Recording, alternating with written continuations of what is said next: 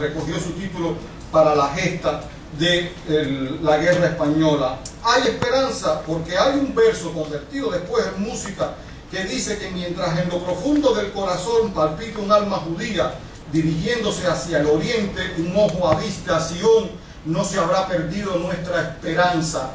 Ese es el título de Atifka, que es el himno nacional de Israel, que es la esperanza.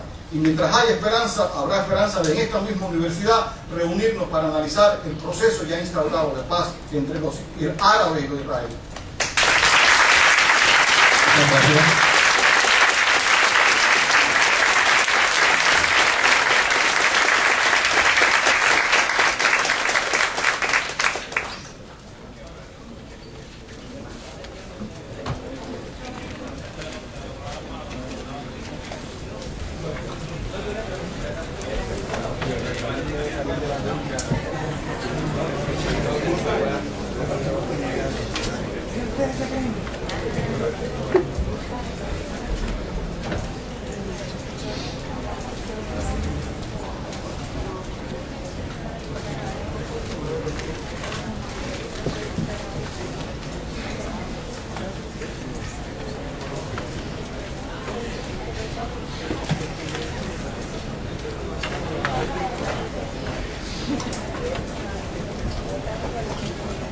Buenos días a todos los presentes.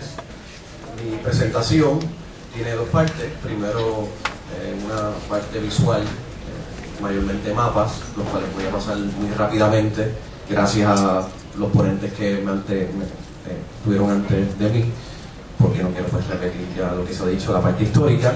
Y por otro lado, pues una ponencia más bien estilo conferencia. Comenzamos. Así era el Medio Oriente en el 1914. Palestina pues estaba bajo control británico y del imperio del moribundo imperio otomano. Había pocos países independientes en la región.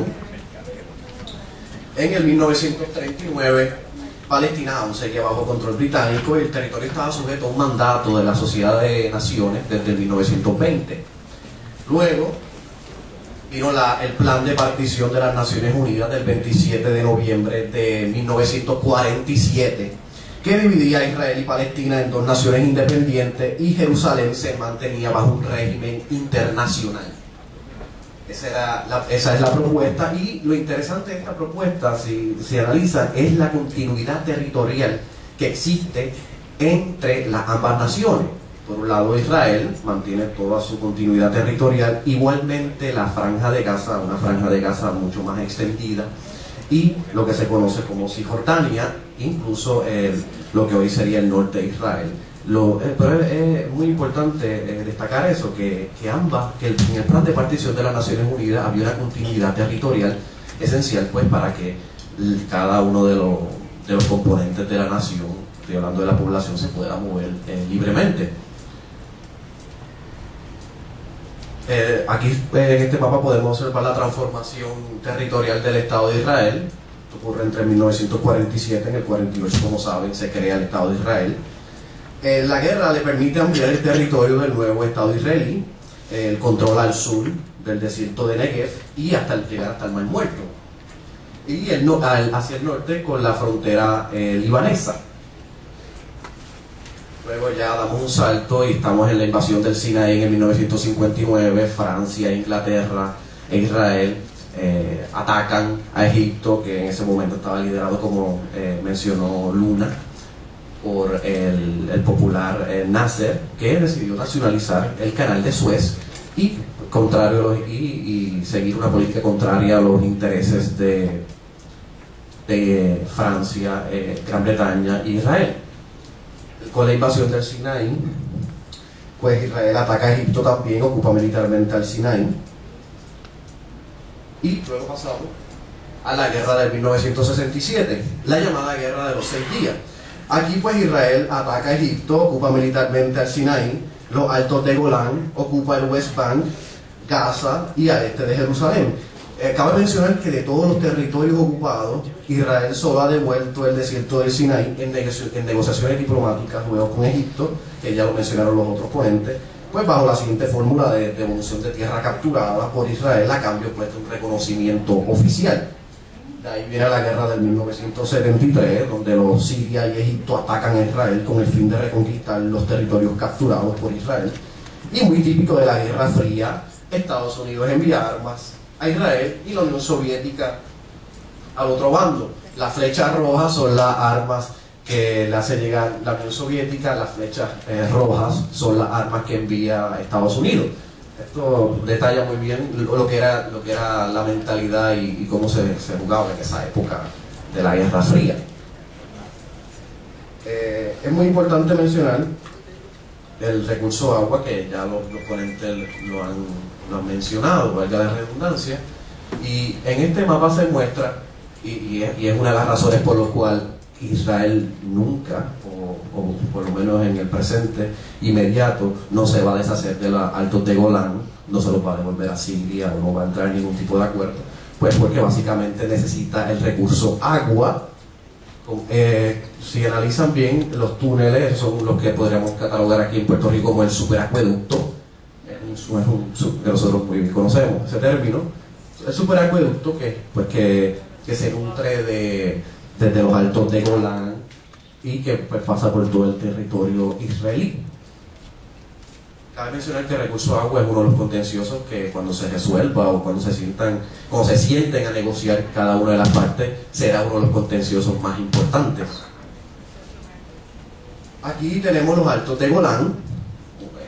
Tienen los recursos agua, como les decía, son inmensos del alto de Golán. Agua y asentamiento. Cabe mencionar que en el 67 Israel ocupa militarmente los altos de Golán, pero no es hasta el 1981 que se lo anexa formalmente. Los triángulos en rojo son los asentamientos judíos que existen en los altos de Golán. Ahí podemos observar el lago Tiberias, por ejemplo. Los acuerdos fallidos de Camp David y lo que se viene a llamar como la cantonización de Palestina. Ese fue, o al menos es por la investigación realizada, esto fue una de las propuestas que se le hizo a los palestinos y los cuales los palestinos decidieron pues no acatarla ni no seguir ese plan. Y es que, como muestra el mapa, no hay ningún tipo de continuidad territorial, que es lo que le mencionaba ahorita, entre el territorio palestino, lo cual sin esa continuidad territorial pues nadie pues en su sano juicio pues puede aceptar un acuerdo en el cual su tierra pues no tenga ningún tipo de conectividad territorial. Ante la comunidad internacional pues y ante los medios de esa época, los palestinos quedaron como los que no estaban a favor de la paz, para muchos los que no aceptaron el acuerdo. Pero si uno analiza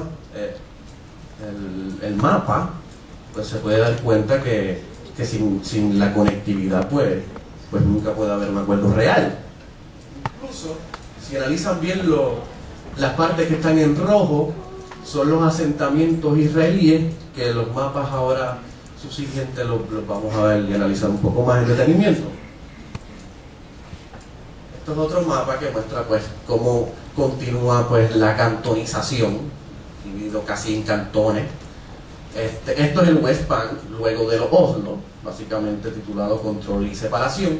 Y estos fueron los cantones designados, el mapa que está a su izquierda, son los cantones designados por el gobierno de Sharon en junio del 2002. El área que está en gris, pues básicamente esos cantones sin ningún tipo de conectividad o continuidad territorial, lo cual no es posible aceptar para ningún tipo de nación que quiera